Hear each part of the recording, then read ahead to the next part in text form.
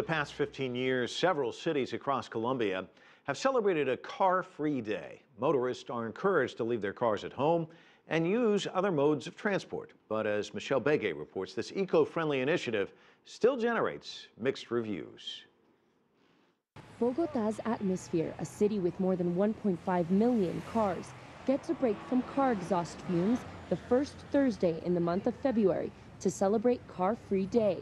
From 6:30 a.m. to 7:30 p.m., private cars are not allowed on the street, or they face the risk of having their car towed and receiving a $150 fine.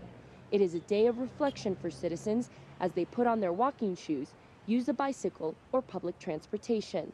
Citizens in Bogotá have been following this tradition since its start in 1998. But one organization called Mejor en Bici, meaning better on a bike in English, is pushing to make this more than just a once-a-year tradition. Lo otro que estamos haciendo es acompañando a las empresas como la Universidad Javeriana, que está interesada en promover esto para sus empleados, para sus alumnos. What we are doing is advising companies and universities that are interested in promoting this for their employees and students. We're teaching them not to be afraid, because people are mostly afraid of getting robbed or that cars won't respect them. Or they're concerned about the weather. What if it rains? According to Mejor en Bici, citizens in Bogotá spend so much time in traffic that it adds up to an average of 22 days in a year. It frees up time, which you can use to spend with your kids, perhaps learn another language or paint, whatever you want. This is the biggest benefit, to provide you with more time. But citizens are divided on whether they would be in favor of a week with alternate means of transportation. I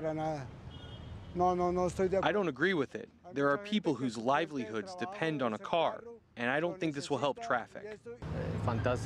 This is fantastic. It lowers levels of carbon emissions, it is healthy and brings awareness.